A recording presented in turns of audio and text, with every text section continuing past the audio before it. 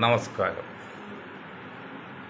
ഞാൻ Moideen Shah, Indian union കോൺഗ്രസിൻ്റെ president. ബഹുമാനിയെ, നിങ്ങൾക്കെല്ലാവർക്കും എൻ്റെയും എൻ്റെ ഗ്രൂപ്പിൻ്റെയും അഭിനന്ദനങ്ങളും ആശംസകളും.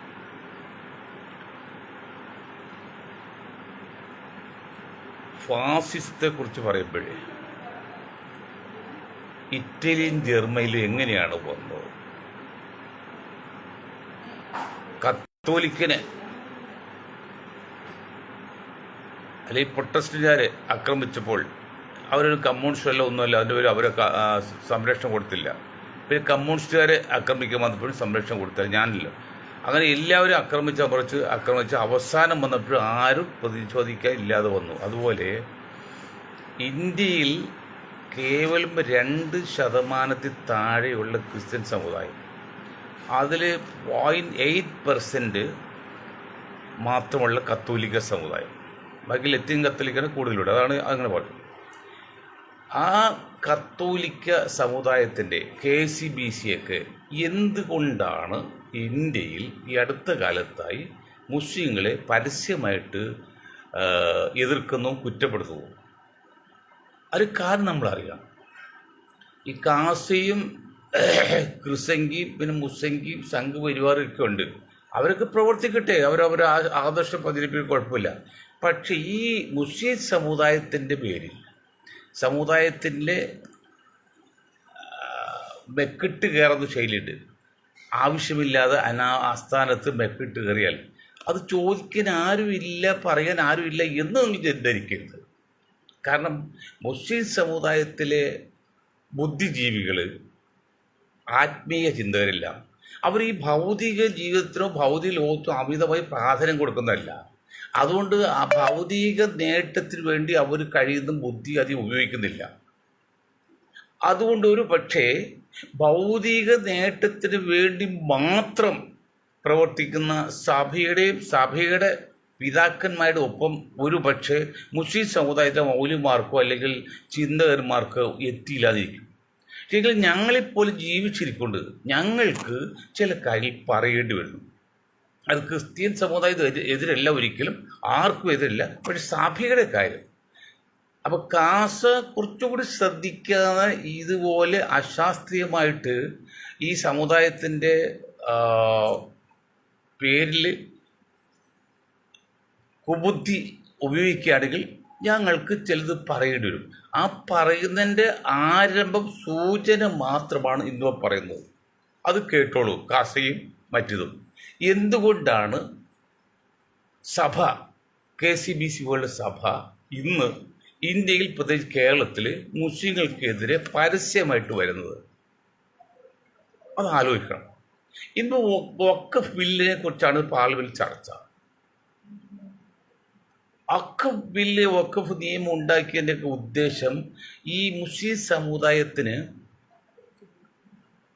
ഇഷ്ടദാനം പോലെ അല്ലെങ്കിൽ ദൈവപ്രീതി കണക്കാക്കി സമ്പന്നന്മാർ അവർ അധ്വാനിച്ചുണ്ടാക്കിയ, അവർ വില കൊടുത്ത് വാങ്ങിയ, അവർക്ക് 100% സുതാര്യമായതും നിയമപരമായിട്ടും കൈവശമുള്ള ഭൂമി മാത്രമാണ് വഖഫ് ചെയ്യാൻ പറ്റുള്ളൂ. അങ്ങനെ വഖഫ് ചെയ്ത ഭൂമി ഏതാണ്ട് ഇന്ന് ഇന്ത്യയിൽ 3 ലക്ഷത്തിൽ പരമാണ്. ഇന്നാളെ 5 പറഞ്ഞ് 4 പറഞ്ഞ് ഇപ്പോൾ കൃത്യം നോക്കിയപ്പോൾ 3,25,000 മറ്റാണ്. അത്തരം ഏക്കറാണ് ആകെ വഖഫിൽ രജിസ്റ്റർ ചെയ്തിരിക്കുന്ന ഭൂമിയുടെ അളവ്. ഇന്ത്യയിലെ ജനസംഖ്യ എത്രയുണ്ട്? മുസ്ലിങ്ങൾ ഏതാണ്ട് 20% എന്ന് പറയുമ്പോൾ 30 കോടി. മനസ്സിലാക്കണം കണക്കുകൾ, ശരിക്കും ശ്രദ്ധിക്കണം. ഇത് കേൾക്കുന്നവർ നിങ്ങൾ ഈ അക്കങ്ങളൊക്കെ ഒന്ന് നോട്ട് ചെയ്ത് വയ്ക്കണം. സംശയം എന്നെ വിളിക്കണം. എന്നിട്ട് ഇത് നിങ്ങൾ പരമാവധി എല്ലാവരും അറിയിക്കുകയും ചെയ്യണം, അല്ലെങ്കിൽ ഒളിച്ചു വയ്ക്കേണ്ട കാര്യമില്ല. അതിൽ മറ്റൊന്ന്, ക്രിസ്ത്യൻ സഭ എടുത്തു നോക്കാം, അല്ലെങ്കിൽ പിന്നെ കത്തോലിക്ക സഭ എടുത്തു നോക്കാം. അവർക്ക് ഇന്ത്യയിലെ ആകെയുള്ള സ്വത്ത് 20 കോടിയോളം ഏക്കറാണ്. ജനസംഖ്യയിൽ 0.8 crore അതിൽ 0.8% അപ്പോൾ ഏതാണ്ട് 320, പിന്നെ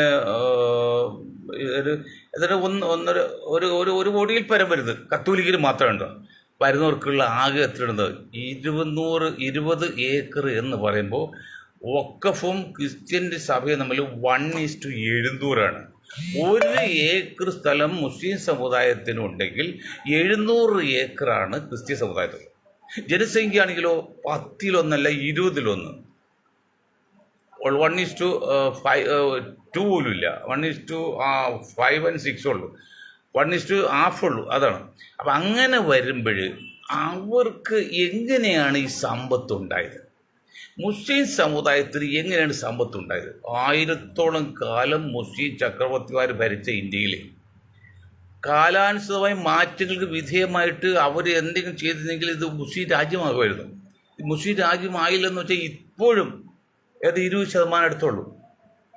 അപ്പോൾ ഇവിടുത്തെ മുഗൾ ചക്രവർത്തിയോ മുസ്ലിം ഭരണാധികാരികളോ മതപരിവർത്തനത്തിന് വേണ്ടി കൂടുതൽ ശ്രമിച്ചില്ലെന്ന് മാത്രമല്ല, സമുദായത്തിന് വേണ്ടി സമ്പത്ത് വിതരണം കൊടുക്കുന്ന കാര്യത്തിൽ വളരെ ന്യായമായിട്ട് ചെയ്തിട്ടുള്ളൂ. അതാണ് 1000 വർഷം ഭരിച്ചിട്ടും ഇപ്പോൾ 3.something ലക്ഷം ഏക്കർ ഓക്കഫിൽ കിടക്കുന്നത്. അവിടെ കേവലം 200 വർഷം പോലും ഭരിക്കാത്ത ബ്രിട്ടീഷുകാർ ഭരിച്ചെടുത്ത് ക്രിസ്ത്യൻ സമുദായത്തിലെ സഭയ്ക്ക് വേണ്ടി 20 കോടി ഏക്കറാണ്. ഇത് നെറ്റിൽ കിടക്കും, അടിച്ചു നോക്കിയാൽ കിട്ടും. ഞാൻ കമ്പതി പറയുന്നില്ല, 20 കോടി ഏക്കറാണ്. റൗണ്ട് പെട്ടു ഒരു 4-5% വ്യത്യാസം വന്നേക്കാം. അതെങ്ങനെ ഉണ്ടായി? അത് ഭാരതത്തിലെ ഇന്ത്യയുടെ മണ്ണ് അനധികൃതമായിട്ട് ബ്രിട്ടീഷുകാർ കൈവശപ്പെടുത്തി. അവർ പോകാൻ കാലത്ത് പൂർണ്ണമായിട്ടും അതിനുമുമ്പ് ഭാഗ്യമായിട്ടും സഭയ്ക്ക് കൊടുത്തു.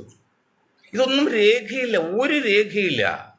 അപ്പം അങ്ങനത്തെ സ്ഥാനത്ത് മുസ്ലിങ്ങൾ അവർ അധ്വാനിച്ചുണ്ടാക്കിയ വില കൊടുത്ത് വാങ്ങിയ വസ്തുക്കളാണ് ഓക്കവിധിക്കുന്നത്. മനസ്സിലായില്ലേ? അപ്പോൾ ഇത്രയും സ്വത്ത് കൈവശം വച്ചിരിക്കുന്ന യാതൊരു രേഖയില്ലാതിരിക്കുന്ന ക്രിസ്ത്യൻ സഭയുടെ ഈ സ്വത്ത് സംരക്ഷിക്കണമെങ്കിൽ അവർക്ക് ഭരിക്കുന്ന കക്ഷിയെ സമ്മതിച്ചെത്തിയത്.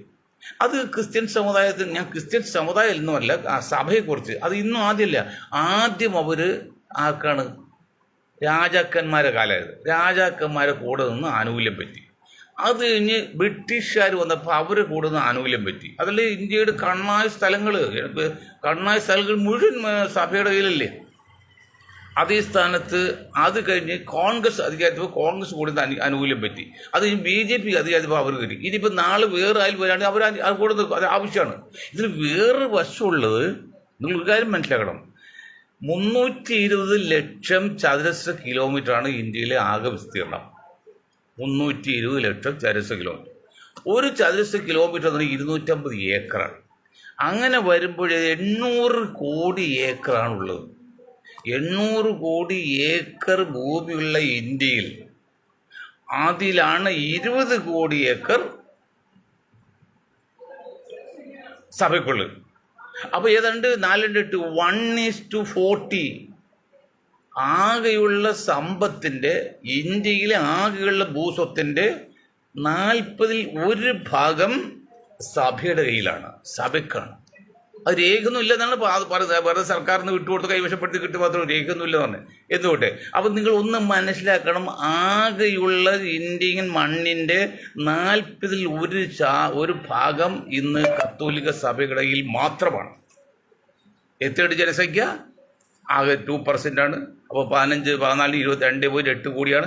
അതിൽ 40% ഉള്ളൂ. അപ്പോൾ 24 ഏതാണ്ട് ഒരു 10-80 ലക്ഷമുള്ളൂ ആകെ ജനസംഖ്യ. അപ്പോൾ 80 ലക്ഷം മാത്രം ജനസംഖ്യയുള്ള കത്തോലിക്ക സഭയ്ക്ക് ഏതാണ്ട് ആകെയുള്ള ഭൂമിയുടെ 1:40 40% അവരുടെ കയ്യിലാണ്. മറ്റ് സ്വകാര്യ സ്വത്ത് വേറെ, അത് നമ്മൾ കണക്കിലെടുക്കുന്നില്ല. ഇത് പബ്ലിക്കിന് മാത്രമേ ഉള്ളൂ. അങ്ങനെ വരുമ്പോൾ അത് കൂടാതെ കോടിക്കണക്കിന് മൂല്യ വസ്തു മാത്രമല്ല, ബിൽഡിങ്സ്, സ്ഥാവര ജംഗമ സ്വത്തിലാണ് ഈ വസ്തുവും സ്ഥലവും ഒക്കെ പെടുന്നത്. സ്ഥാവര വസ്തുവിലാണ്, ജംഗം വേറെയാണ്. അതിന് കോടാനക്കാട് വേണ്ടി.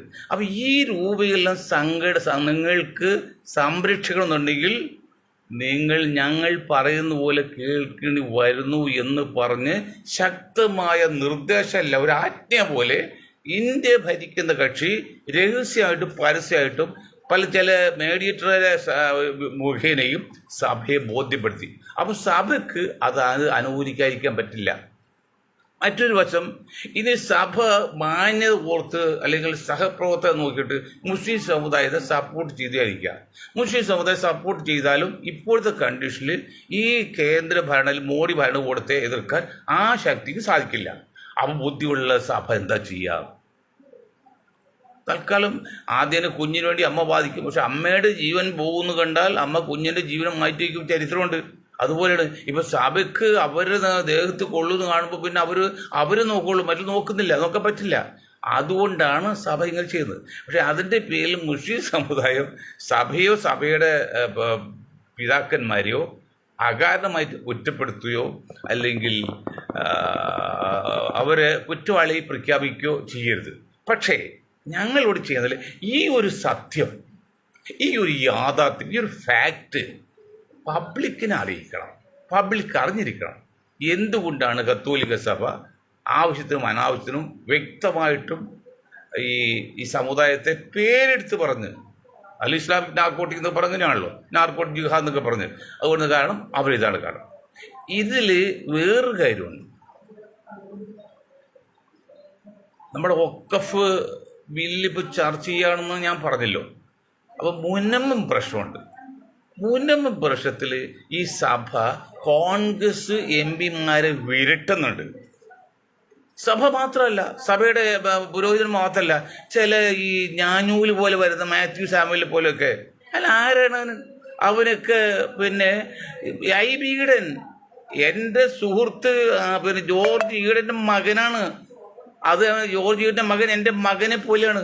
ആ മകനെ ഇന്ന് ഈ മാത്യു സാമുവൽ വെല്ലുവിളിച്ചിരിക്കുകയാണ്, ശപിച്ചിരിക്കുകയാണ്. അവരത് പറ്റണം, അങ്ങനെ അടുത്ത ഭാഗത്ത് ജയിക്കൂല എന്നൊക്കെ. താൻ ആരുടെ ഊയേ? താൻ ആരുടെ? നിങ്ങൾക്ക് എത്ര വോട്ടുണ്ട്? ആകെ വോട്ടിൽ 10-9% നിങ്ങൾ കേരളത്തിലെ. അതിൽ നിങ്ങൾ കത്തോലിക്കലും ലത്തീൻ കത്തോലിക്ക് പല പല വിഭാഗമുണ്ട്.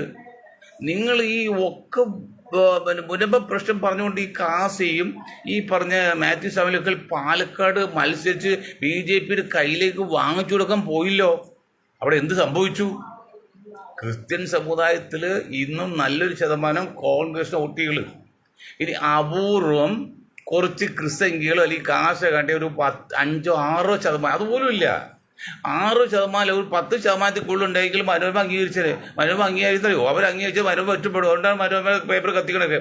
അപ്പം മനോരമ പോലും അംഗീകരിക്കാത്ത ആ 1% പോലും, ആകെയുള്ള ക്രിസ്ത്യാനിയുടെ 1% പോലും പിൻബലമില്ലാത്ത കാസ പറയാണ് ഞങ്ങൾ കോൺഗ്രസിനെ പിളർക്കും, കേരള കോൺഗ്രസിനെ BJPയിൽ കൊണ്ടുപോകും, ഞങ്ങൾ അങ്ങനെ ചെയ്യും, ഇങ്ങനെയും IBനെ എറണാകുളം തോൽപ്പിക്കും.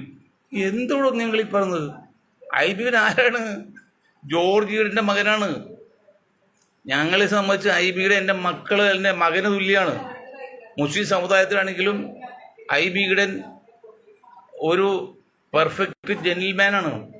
അപ്പോൾ IBയുടെ തോൽപ്പ് നിങ്ങൾ വിചാരിക്കട്ടെ. പിന്നെ 10-5,000 വോട്ട് വേണമെങ്കിൽ കുറക്കാം. ആകെ എറണാകുളം പാർലമെന്റിലേക്ക് ഒരു 5,000 വോട്ട് ചിലപ്പോൾ മാക്സ് വന്നാൽ കാസ് വിചാരിച്ചാൽ ചിലപ്പോൾ ശരിക്കും. അല്ല, സഭ വിചാരിച്ച പോലും വോട്ട് കുറയാൻ പറ്റില്ല.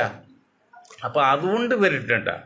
ഇനി വേറൊരു കാര്യമുള്ളത്, ഇപ്പോൾ മുനമ്പം വിഷയം വന്നു. മുനമ്പം വിഷയത്തിൽ വഖഫ് പിന്നെ പരിഷ്കരണ നിയമം പാസ്സായി എന്ന് വിചാരിക്കാം. പാസ്സായാലും മുനമ്പം വിഷയമായിട്ട് എന്ത് ബന്ധം? അത് വെറും വസ്തു തർക്കമാണ്. അതിൻ്റെ വസ്തു ഉടമയും അവിടെ കൈവശിരിക്കുന്ന തർക്കം. അതിൽ വഖഫായിട്ട് ബന്ധമില്ല. വഖഫ് പാസ്സാകുന്ന നിയമമായിട്ട് ബന്ധം വരുന്നില്ല. മനസ്സിലായില്ലേ? വഖഫ് നിയമം ഈ വഖഫ് പാസ്സാക്കി കൊണ്ടുവന്ന പുതിയ നിയമം ഇതായിട്ട് യാതൊരു ബന്ധമില്ല. ആ നിയമം പാസ്സായാൽ പോലും അവിടുത്തെ കൈവശക്കാർക്ക് ആനുകൂല്യം കിട്ടില്ല.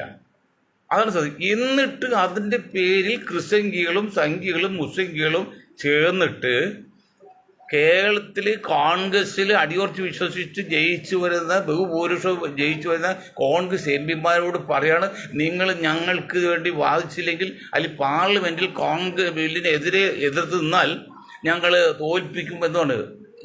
എവിടെ നിങ്ങൾ തോൽപ്പിക്കുന്നതാണ്? നിങ്ങൾ ആരും ഇടുക്കി, കോട്ടയം അല്ലെങ്കിൽ എറണാകുളം ചില മണ്ഡലങ്ങളിൽ ക്രിസ്ത്യ ഭൂരിപക്ഷമുണ്ട്, സമ്മതിച്ചു. ആ ക്രിസ്ത്യ ഭൂരിപക്ഷം നിങ്ങളുടെ കൂടെയല്ല.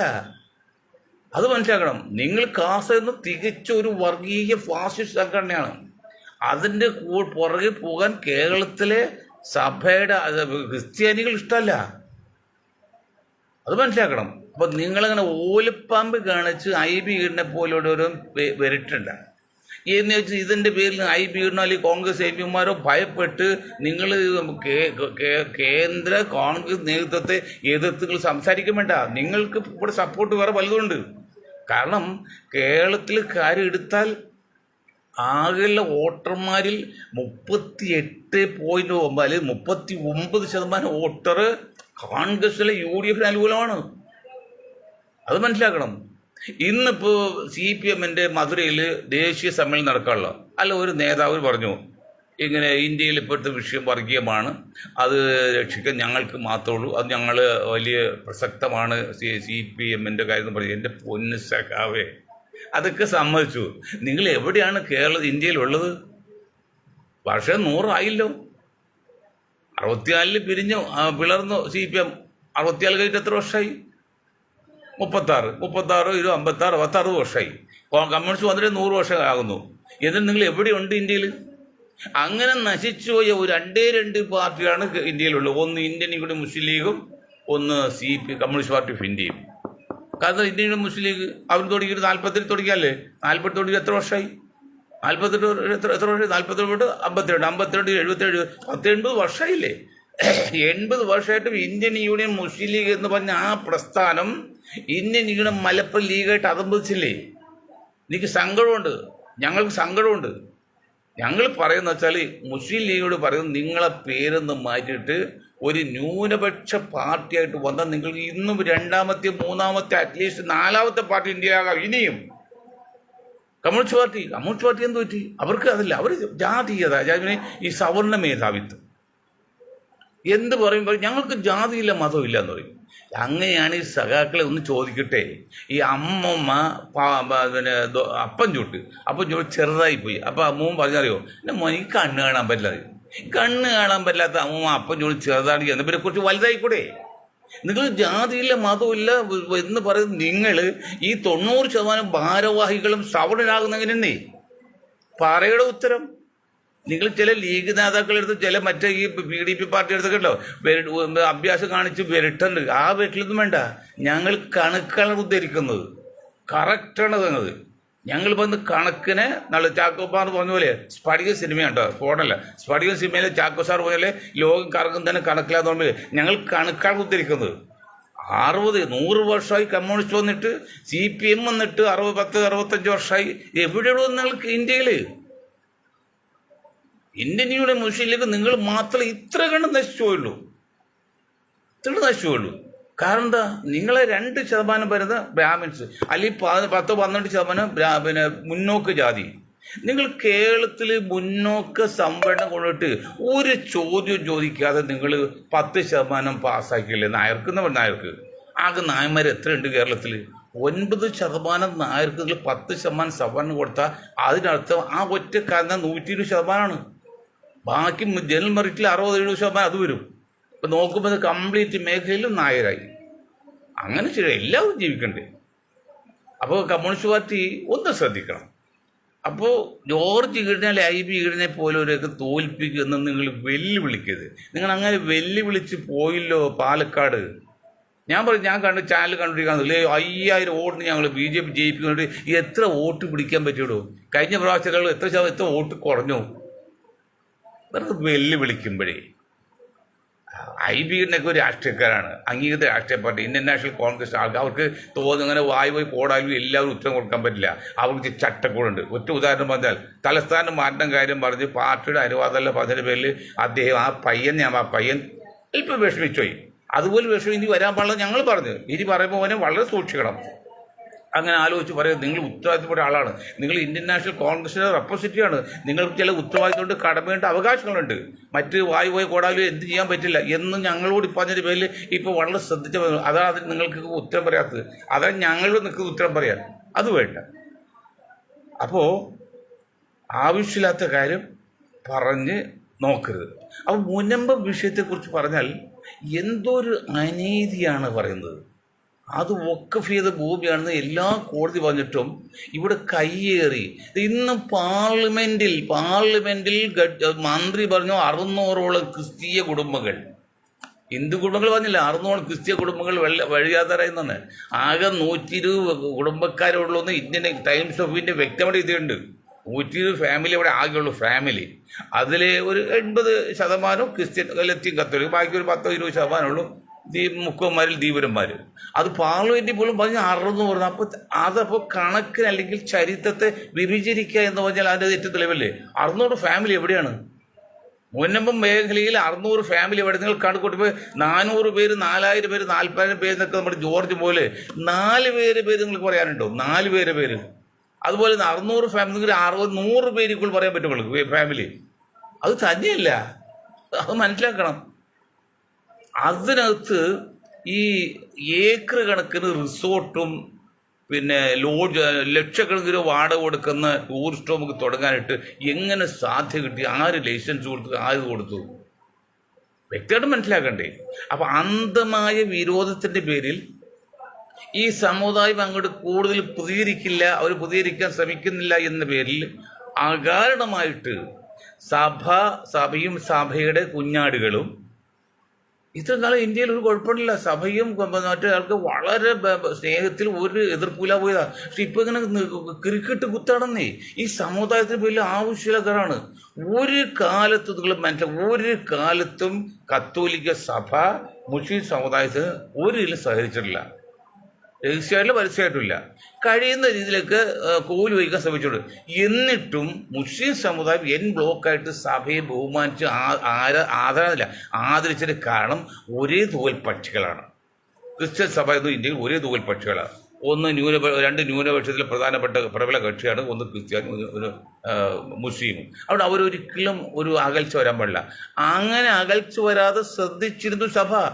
അങ്ങനെ അകൽച്ച വരാതിരിക്കാൻ വേണ്ടി ആത്മാർത്ഥമായിട്ട് പ്രവർത്തിച്ചു മുസ്ലിം സമുദായം. പക്ഷെ ആ 2 സമുദായങ്ങളെയും സംഘപരിവാർ അവരുടെ ശക്തിയും യുക്തിയും ബുദ്ധിയും കഴിവും തന്ത്രവും കുതന്ത്രവും ഒക്കെ ഉപയോഗിച്ച് ഇന്നിപ്പോൾ ക്ലീനാക്കി. ഇന്ന് കേരളമാണ് പ്രശ്നം.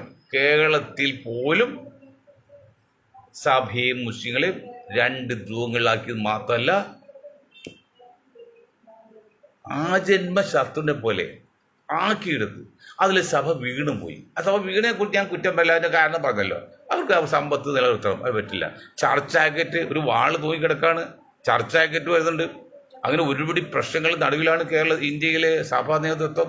സമ്പത്തില്ലെങ്കിൽ ഇന്നിപ്പോൾ എമ്പുരാനെ കുറിച്ച് മോഹൻലാൽ വീണുപോയി BJP. അതാണ് മോഹൻലാൽ പറഞ്ഞ് എന്നെ സ്നേഹിക്കുന്നവർക്ക് ബുദ്ധിമുണ്ടെങ്കിൽ ഞാൻ ക്ഷമ ചോദിക്കുന്നു പറഞ്ഞാലിൻ്റെ അർത്ഥം ഇവിടെ എതിർക്കുന്നത് സംഘപരിവാർ മാത്രമേ ഉള്ളൂ, വേറെ ആരും ഇതിനെ എതിർക്കുന്നില്ല. അപ്പോൾ നിങ്ങൾ സ്നേഹിക്കുന്ന ആൾ എന്നോട് സംഘപരിവാറല്ലേ? അതുപോലെ പൃഥ്വിരാജാണെങ്കിലും എന്തോ ഭയത്തിലാണ് അതും ഒന്ന് വീണ്. പക്ഷെ വീഴാൻ നിൽക്കുന്നുണ്ട് മുരളി ഗോപി വീണിട്ട് വരും. അതുപോലെ വ്യക്തമായിട്ട് നിൽക്കുന്ന ഒരു കാലമൊക്കെ ഉണ്ടായത്. പക്ഷെ അവർക്കത് പറ്റാതെ വരുന്നു. അവരങ്ങനെ കണ്ട് ഒതുക്കിയെടുത്തിട്ട് അവർക്ക് എതിർക്കേണ്ടി വരുന്നു. ആ ഘട്ടത്തെത്തി. അതുകൊണ്ട് ആ എതിർക്കുന്നതിൽ കുറച്ച് മയമെങ്കിലും കാണിക്കണമെന്ന് വിനീതമായിട്ട് നമ്മൾ സഭയോടും സഭാ നേതൃത്വം പറയണം. കാരണം ഇന്നലെ നമ്മൾ സഹകരിക്കേണ്ട ഒരു കാര്യം മനസ്സിലായി. ഇന്നിപ്പോൾ ഒരു ഹിന്ദു സഹോദരി ഒരു പെണ്ണാണ്, ഷീജ നെയ്യാറ്റിക്കരെന്ന് പറഞ്ഞാൽ നമുക്ക് എല്ലാം അറിയും. അവർ പ്രസ്താവന കേട്ടല്ലോ. എന്താണ് ഇവിടെ ഉള്ളത്? അല്പമെങ്കിലും ശക്തി ഉള്ളത് മുസ്ലിം സമുദായത്തിൽ. ഇന്ത്യയിൽ ദളിതുകൾ അശക്തരാണ്. ക്രിസ്ത്യൻ സമുദായത്തെ വളരെ 2% താഴെ വിലക്കെടുക്കാൻ പ്രയാസമില്ല. അപ്പോൾ ഏറ്റവും ഏതാണ്ട് എതിർക്കാൻ ശക്തിയുള്ള വിഭാഗം എന്ന് പറയുന്നത് ആരെന്നറിയുമോ? മുസ്ലിം സമുദായമാണ്. ആ മുസ്ലിം സമുദായം കേരളത്തിൽ പോലും പോപ്പുലർ ഫ്രണ്ട് ഓഫ് ഇന്ത്യ എന്ന സംഘപരിവാർ ഉണ്ടാക്കിയിട്ട് എന്താ അറിയുമോ? ഈ തീവ്രമായി പ്രതികരിക്കുന്നവരെ രംഗത്തേക്ക് ഇറക്കാൻ വേണ്ടി ഒരു സംഘം ഉണ്ടാക്കി കൊടുത്ത തീവ്രവാദ വഴി. അപ്പോൾ അങ്ങനെ അവരെല്ലാം വന്ന ഒരു ഗ്യാങ് ആയിപ്പോൾ ഈ വലയിൽ മീൻ പിടിച്ചല്ലേ അവരെ വീഴ്ത്തിയിട്ട് അവർ കൊള്ളവരൊക്കെ ജയിലിട്ട് അല്ലാത്തവരൊക്കെ തകർത്ത് കളഞ്ഞു. അപ്പോൾ ആ ഒരു ശക്തി പോയാൽ പിന്നെ ആരാണ് പ്രതികരിക്കാനുള്ളത്? ആരുമില്ല. സഭ പ്രതികരിക്കാൻ പറ്റില്ല, പിന്നെ ദളിതുകളും പ്രതികരിക്കില്ല, പിന്നോക്കം പ്രതികരിക്കില്ല. അപ്പോൾ ഷീജ എന്തുകൊണ്ട് പിന്നോക്ക ഹിന്ദു സ്ത്രീയാണ്, അവർക്ക് കാര്യം മനസ്സിലായി. കാരണം അവർ അംബേദ്കറിന്റെ പുസ്തകം വായിച്ചിട്ടുണ്ട്. എന്താണ് ഇന്ത്യയിലെ സവർണം ഫാസിസമൊക്കെ അംബേദ്കറിന്റെ അത്ര മനസ്സിലാക്കിയ ഒരു ഇന്ത്യൻ നേതാവും ഇന്ത്യയിലില്ല. അദ്ദേഹം എഴുതിയ പുസ്തകത്തിൽ ഈ ഷീജ നെയ്യാറ്റിൻകര അവർ പണ്ട് BSP ഉണ്ടായതായും പല കാരണം അവർ വായിച്ചിട്ടുണ്ട്. അപ്പോൾ അവർക്ക് മനസ്സിലായി ഇങ്ങനെ മുസ്ലിം സമുദായത്തെ ഒതുക്കി കഴിഞ്ഞാൽ പിന്നെ ഇവിടെ പ്രതികരിക്കാൻ ആരും ഉണ്ടാവില്ല. പിന്നെ വരുന്നത് സവർണ മാത്രമല്ല ബ്രാഹ്മണിക്ക് ലോബി മാത്രമാണ് എന്ന് മനസ്സിലാക്കി അവർ പ്രസ്താവനയുണ്ട്. അവരെ പോലെ എത്ര മഹാന്മാർ പറയുന്നുണ്ട് ഇതൊരു അപകടമാണ്, ഇത് എല്ലാത്തിനെയും കൊച്ചാക്കി കളയുന്നവരാണ്. ജർമ്മനിയിലും പിന്നെ ഇറ്റലിയിലൊക്കെ ചെയ്തെങ്ങനെ വെച്ചാൽ അതിൻ്റെ മറ്റു രൂപമാണ് എന്ന് പറയുന്നുണ്ട്. അവിടെ സഭ ഇപ്പം ചെന്ന് പെട്ടിരിക്കുന്നത് വാസ്തവത്തിൽ ഇന്ത്യയിലെ മുസ്ലിം സമുദായമാണ് കടലിനും ചെകുത്താനും നടക്കുന്നതൊക്കെ ഞങ്ങൾ പണ്ട് പ്രസംഗിക്കാറുണ്ട്. പക്ഷേ ഇപ്പോൾ സഭയാണ് ചെകുത്താനും കടലിനും നടുവിൽ. BJP അനുകൂലിക്കാനും പറ്റില്ല, എന്നാൽ എതിർക്കാനും പറ്റാത്ത അവസ്ഥയാണ്. എതിർത്താൽ അപകടമാണ്, അനുകൂലിച്ചാൽ അപകടമാണ്. എങ്ങനെ വന്നാലും ഇന്നല്ലെങ്കിൽ നാളെ ഈ വഖഫ് പോലുള്ള ബില്ല് പാസ്സാക്കി കൊണ്ടുവന്നു കഴിഞ്ഞാൽ ആകെ 8 കോടി ഏക്കർ ഭൂമിയുള്ളിൽ 20 കോടി ഉള്ളത് 1:40, 40-1 സ്വത്ത് കൈവശം വെച്ചിരിക്കുന്ന ഈ സഭയുടെ സ്വത്തൊക്കെ വെറുതെ തോന്നുന്നുണ്ടോ? ബുദ്ധിയുള്ള സഭാ നേതൃത്വം ചോദിക്കുകയാണ്. ഞങ്ങൾക്ക് ബുദ്ധിയില്ലാത്തവരാണ്, ഞങ്ങൾ പിന്നോക്കാണ്, ബുദ്ധിയില്ലാത്തവരാണ്. ഞങ്ങൾ നിങ്ങളോട് ചോദിക്കുകയാണ്, ഈ 40-1 ഭൂമി കൈവശപ്പെടുത്തിയിരിക്കുന്ന നിങ്ങളെയൊക്കെ വെറുതെ വിടുമോ? അതെല്ലാം മൃഗങ്ങളെ അത് ഏതുപോലെയാണ്? അതായത് പാടത്ത് പെരിച്ചാഴി എന്ന് പറഞ്ഞ ഒരു എലിയുണ്ട്. എലികൾ വലുതാണ്. അവന് ഈ നെൽക്കതെല്ലാം കൊണ്ട് ഈ ആളെ അവർ പൊത്തിൽ വയ്ക്കും. ഉള്ളാട് വരുമ്പോൾ അത് ചപ്പിട്ട് ഇതിന് തീ കൊടുക്കുമല്ലോ, പുകച്ച് അവൻ പൊത്തിയാടുമ്പോൾ അവനും കൂടി തിന്നും, ആ നെല്ലും തിന്നും. അതുപോലെയാണ് നിങ്ങൾ ഇങ്ങനെയൊക്കെ സമ്പാദിക്കുന്ന സ്വത്ത് ഇന്നല്ലെങ്കിൽ നാളെ അതിവിദൂരമായ ഭാവിയിൽ നിങ്ങൾ നഷ്ടപ്പെടാൻ സാധ്യതയുണ്ട്. അതുകൊണ്ട് നിങ്ങൾ ഒന്നുകൂടി ശ്രദ്ധിക്കണം. ഈ മുസ്ലിം സമുദായത്തെ അറിഞ്ഞോ അറിയാതെയോ, നിങ്ങൾ അറിഞ്ഞോ അറിയാതെയോ, ചിലപ്പോൾ അറിയാതെ, ഞാൻ അറിയാതെ ചെയ്യുന്നതിൽ അതിന് നിങ്ങൾ കൊടുക്കേണ്ട വില വളരെ വലുതായിരിക്കും. കാസൊക്കെ ചില ലക്ഷ്യമുണ്ട്. ഇസ്രായേലിൻ്റെ ആളായിട്ട് ഒന്ന് പ്രവർത്തിക്കുമ്പോൾ അവർക്ക് ചില ഇൻ്റർനാഷണൽ കളിയുണ്ട്. അതൊക്കെ ഞങ്ങൾ മനസ്സിലാക്കി എന്ന് നിങ്ങൾ മനസ്സിലാക്കണം വേണ്ടിയാണ് ഞങ്ങൾ പറഞ്ഞത്. കാസയുടെയൊക്കെ തത്വം ഇതല്ലോ, അത് ഇസ്രായേലിൻ്റെ പണിയാണ്. അത് നിങ്ങളുടെ ആശയം എന്താണെന്ന് ഞങ്ങൾക്ക് മനസ്സിലായി എന്ന് നിങ്ങൾ മനസ്സിലാക്കാൻ വേണ്ടിയാണ് ഞങ്ങളിത് പറയുന്നത്. അതുകൊണ്ട് നിങ്ങൾ അന്ധമായിട്ട് ഈ സമുദായത്തെ പുറത്ത് കയറരുത്. അത് മാത്യു സാമുവലിലും മറ്റൊക്കെ പറയാണ്. മാത്യു സാമുവൽ പറഞ്ഞതറിയോ, അവൻ്റെ ശാപമാണ്, അവൻ അങ്ങനെ വേണമെന്ന്. അവൻ എന്നാ പറഞ്ഞു MP മാത്രമല്ല, ഇറാന് പുകഴ്ത്തി പറയുന്ന കാര്യം ഞങ്ങൾ പറയില്ല. ഞങ്ങൾ മാതൃരാജ്യത്തെ പുകഴ്ത്തി പറയുന്നവരും മാതൃരാജ്യത്തെ ബഹുമാനിക്ക് സ്നേഹിക്കുന്നവരാണ്. എന്നാൽ ഒരു രാജ്യമല്ലേ അയാൾ അവന്മാർ എന്തൊക്കെ കൾച്ചറലെസ് ആയിട്ടാണ് സംസാരിക്കുന്നത്. നിങ്ങൾക്ക് ഹെൽക്കേടൊക്കെ റിപ്പോർട്ടറായിരുന്നല്ലോ, കുറച്ച് മാന്യത കാണിക്കണം വിമർശിക്കുമ്പോഴേ. ഇന്നിപ്പോൾ ഉച്ചമുമ്പ് കണ്ട് ഇറാന് തകർന്നു, ഇറാൻ ബോംബുണ്ടാക്കുന്നില്ല. പിന്നെ ഞങ്ങൾ എന്താ പറഞ്ഞറിയോ, പുള്ളി മറ്റേ ഭാഷ കേൾക്കാൻ സഹോദരങ്ങളെ, ഇറാന് അമേരിക്കയോട് പറഞ്ഞ ഞങ്ങൾ ബോംബ് ഉണ്ടാക്കിയിട്ടില്ല, പക്ഷെ നിങ്ങൾ ഞങ്ങളെ ആക്രമിക്കാൻ ഞങ്ങൾ ബോംബ് ഉണ്ടാക്കുമെന്ന്. എന്നിട്ട് പുള്ളിയെല്ലാം മറുപടി പറയണത്, പിന്നെ എവിടെയോട് ബോംബ് ഉണ്ടാക്കണം എന്തിനാ? അതിങ്ങനെ ഒരാൾ ആക്രമിക്കാൻ ബോംബ് ഉണ്ടാക്കാൻ പറ്റുമോ? അങ്ങനെ ചായക്കടയിൽ വാങ്ങിക്കുക, TV വാങ്ങിക്കുമ്പോൾ വാങ്ങിക്കാൻ പറ്റണോ? പറയുന്നതിലേക്ക് എന്തൊരു അയുക്തിയായിട്ടാണ് പറഞ്ഞത്, എന്തൊരു ന്യായീകരണം. മാത്യു സാമുവലെ, നിങ്ങൾ ആദ്യം ഞങ്ങളെയൊക്കെ അപേക്ഷിച്ച് നിങ്ങൾ പകുതി പ്രായമുള്ളതായിരിക്കും. കുറച്ചുകൂടിയൊക്കെ മാന്യത പുലർത്തുക, അതാണ് എനിക്ക് നിങ്ങളോട് പറയാനുള്ളത്. അപ്പോൾ ദയവ് ചെയ്ത് സഭയുടെ ആൾക്കാരും ഇന്ത്യയിലെ കേരളത്തിലെ മുസ്ലിങ്ങളെ സ്ഥാനത്തും അസ്ഥാനത്തും എതിർക്കുന്നുണ്ടെങ്കിൽ അത് വൈരാഗ്യം കൊണ്ടല്ല, അവരുടെ നിലനിൽപ്പിന് വേണ്ടിയാണെന്ന് മുസ്ലിം സമുദായം മനസ്സിലാക്കിയിട്ട് അവരോട് മാനസികമായിട്ട് അകന്നു പോകേണ്ട, നമുക്ക് അടുത്ത് തന്നെ നിൽക്കാം. അവർ നമ്മുടെ സഹോദരങ്ങളാണ്. അപ്പോൾ അതുകൊണ്ട് അവരുടെ അകന്ന് പോകരുതെന്ന് പറഞ്ഞുകൊണ്ട് ഞാൻ എൻ്റെ വാക്കുകൾ നിർത്താണ്. നിങ്ങൾക്ക് പോരായും നന്ദി. ജയ് ഹിന്ദ്.